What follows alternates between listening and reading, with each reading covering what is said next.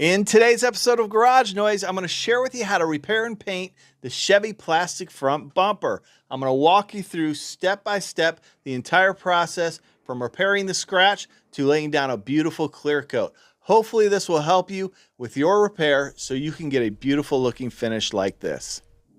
I've got quite a bit of paint damage on this end cap and also some deep gouges in the plastic. But before I go ahead and fix those, I want to share with you what we're going to do about these scratches. What I'm going to do is take my orbital sander and some 320 grit sandpaper, and we're going to machine sand these scratches smooth. Then we're going to reevaluate this and see how deep these scratches are and what we need to do to repair them. By sanding this with 320, I can smooth out that hard edge of paint. It'll eliminate any superficial scratches and leave me with just the gouges that are in the plastic. And then we can determine how we want to go about repairing those. Because we have some deep gouges in this plastic, we need to fill those. We also need to prep out this surface for filler. So the filler we're going to use is a glazing putty. It's called icing. In order to get good adhesion for the polyester glazing putty, we need a more aggressive scratch than 320. So we're going to sand it with 180. This will create coarse enough scratches that's going to allow that glaze to adhere properly. And then we'll move on to the next step.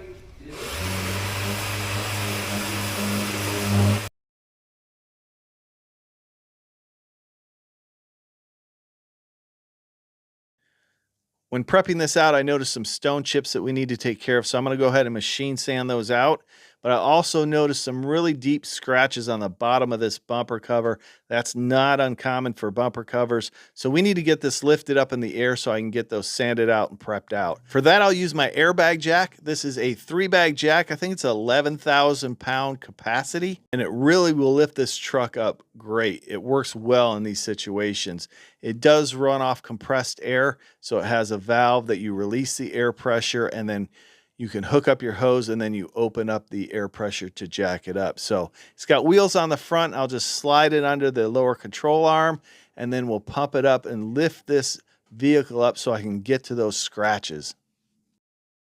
This jack is made by Vevor, and it works really well for these situations. It's not going to work well if you have a car that's really low to the ground, but a heavy vehicle, this will definitely lift it up, and it's come in handy for me. And I've got a link to this product down in the description if you're interested. I also have a coupon code where you can get 10% off.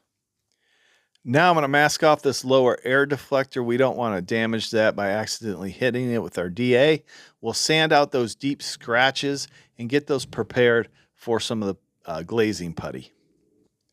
Here's a closer look at those deep gouges in the plastic. I know they look relatively minor, but you don't want to try and fill those with primer. Primer's just not designed to fill scratches like this. So we need to fill those first, and then we can prime it after we're done. But there is some paint left in those scratches, so I'm going to just take a piece of 180 grit sandpaper, and we're going to sand in those chips and scratches, get it all sanded out so we have the best adhesion possible.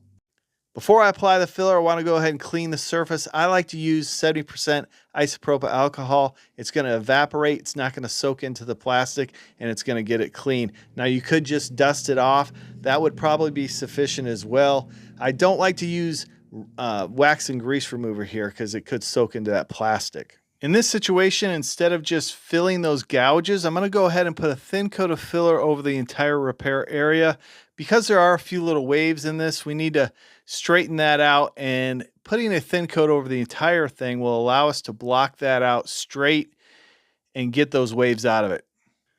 So I've added a little bit of USC ice into my palette. Now it mixes up 2% by volume, or 50-1. So 50 parts filler and then 1 part hardener. You want to mix it up till it's all one uniform color. There's no streaks, and you want to fold it in rather than stir it. Stirring it is going to create air in the filler, and that's going to create air pockets, pinholes, and those are something you'll have to take care of later on.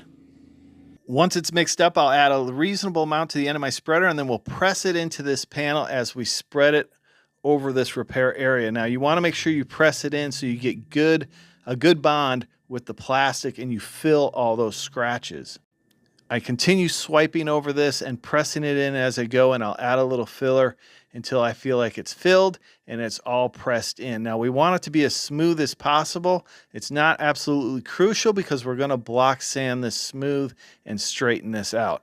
But around the edges, you want to make sure it's as smooth as possible. So that's just going to help you save a little bit of time when you're sanding this.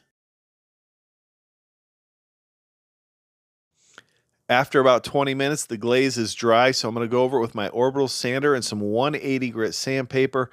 And I'm just using my orbital sander to smooth this out, start to get it shaped, and then we'll move on and use a soft block to block this out. Now I'm going to use a short, soft, flexible block with some 180 grit sandpaper, and I'm just going to block this in a crosshatch pattern to get these panels straight. For the most part, this end cap was straight. It just had some deep scratches in the plastic. There was a little bit of a low area that this glaze will fill, but we're not really concerned with it being real wavy at this point. So this small block will take care of any imperfections that we need to sand out. Now, if you had some wavy panels of wavy plastic, you might want to get a larger block that's flexible that'll cover more surface area when you're blocking it out. Okay, so it looks really good. There's a little bit of a low area here, so I'm going to put another thin coat of filler right there. Everything else feels good. I might put a little bit here for a clean transition right here. I'll fill this low area with a little bit more icing, and when you're filling a low area in your repair, you don't want to fill just that low. You want to go outside of that low and then beyond it as well, so we can have a gradual transition as we block this down to a flat panel. So the next step is I'm going to prep out the surrounding area with 600 grit sandpaper. This is if you're doing any kind of blend. You want that area sanded with 600. You can't use 320 if you're just putting clear over it. You need to have 600 so scratches don't show through that clear. Then we'll go ahead and clean this. I'm washing this with some wax and grease remover. We're going to mask it off quickly to get it ready for primer. Now we're not doing a precise masking here for primer. We just want to cover the rest of the vehicle so we don't get any overspray. Now I am using the 3M Performance gun here with a 2K urethane primer. This is the upol primer. This primer mixes up 4-to-1. It's a direct-to-metal primer. It can also be used as a sealer. So it's a really good primer. I like it. If you're interested in any of the tools or products I use, check out my links down in the description. I also have a storefront where I have products and tools organized so they're easy for you to find. After letting this dry overnight, we're going to go ahead and sand it with the orbital sander. We're using a soft interface pad with some 320 grit sandpaper just to smooth out this primer. I applied a powdered guide coat over this repair area, and the reason I'm using a guide coat is to show us any texture that's left in this primer. It also will show us any pinholes or imperfections in our primer before we paint. So you can see there's a little pinhole there that we need to take care of. We either need to be able to sand that out, fill it, feather edge it out, or we need to smooth that out before we apply our paint, or that will be noticeable under your paint and clear coat. So guide coat is a great tool to use to help evaluate the surface of the primer or bodywork before you paint. I'll finish up sanding this primer with some 320 grit sandpaper. We'll get this all smoothed out. Then we'll wash it and evaluate it and see what we need to do about those pinholes, see if they sanded out or if we need to fill them. So I'll use some wax and grease remover to wash this clean, and then we'll inspect it, and I'll fill these little imperfections. See, this had a few other stone chips on it that we sanded out, but we missed a few. So I'm just going to use a little bit of icing, mix it up, and then fill those. We'll sand those out smooth with some 320 grit sandpaper, and then we'll go ahead and put another coat of primer over this, the upol primer, and this primer can be reduced for a thinner coat. So what I'm going to do is thin this 20%, and we'll apply another coat of primer over this. This is just kind of like an insurance policy, so we know that we have a good surface before we start applying our paint.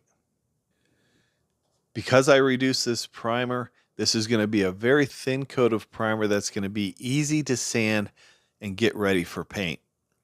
All we'll have to do is go over this with some 600 grit sandpaper, smooth it out, and then we'll be ready to mask this off, and start the painting process. I'll do the final sanding with 600 grit sandpaper on my orbital sander. You can do this all by hand. We just want to smooth out this primer. It's already straight.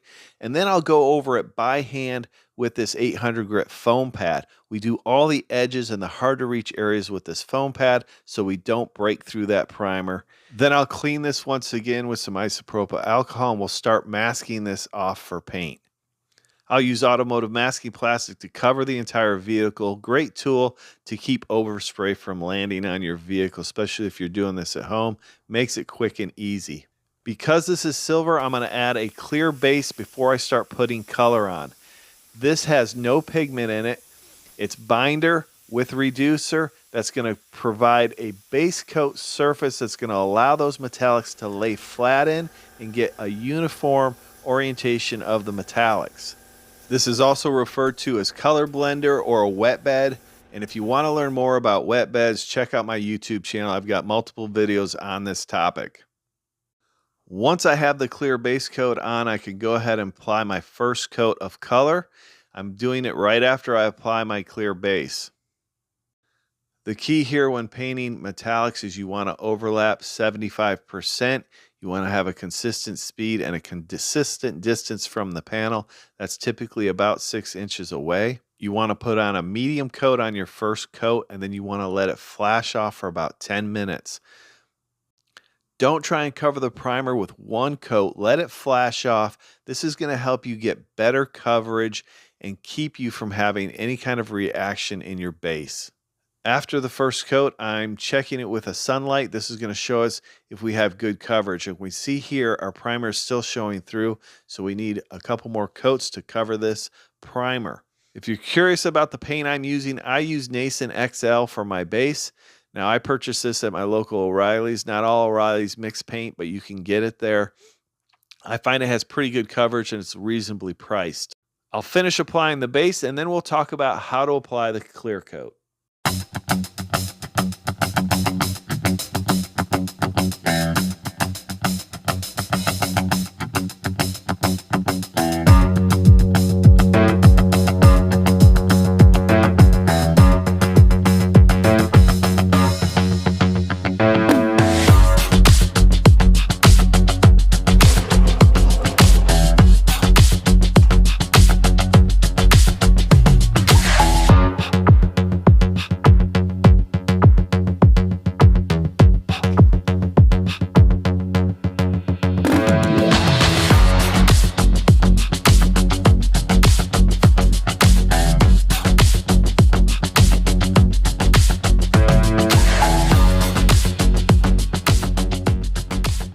Now we're ready to lay down some clear coat, and the clear coat we're using today is the TranStar Max Clear Coat.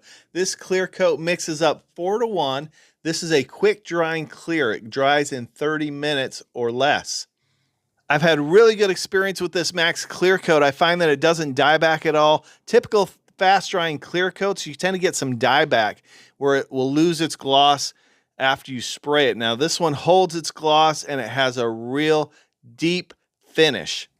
When applying our first coat, we want it to be a medium coat. We're not looking for perfection on the first coat. Then we'll let it flash off for 10 to 15 minutes and apply a second coat of clear. I'll be spraying this clear coat with the Iwata Kiwami 4. I've got my fan pattern wide open, my volume turned 3 turns out from closed, and I'm going to overlap my passes 75%.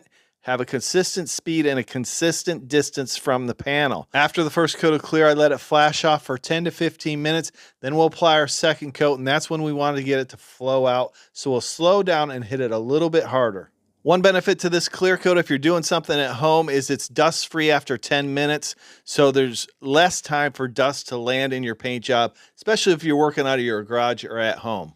If you need more information about clear coats or budget paint guns, check out my YouTube channel and check out the links to these products down in the description. Listen, to learn how to do a repair like this with no paint gun and no air compressor, check out one of these videos now. I appreciate you watching. We'll see you next time on Garage Noise.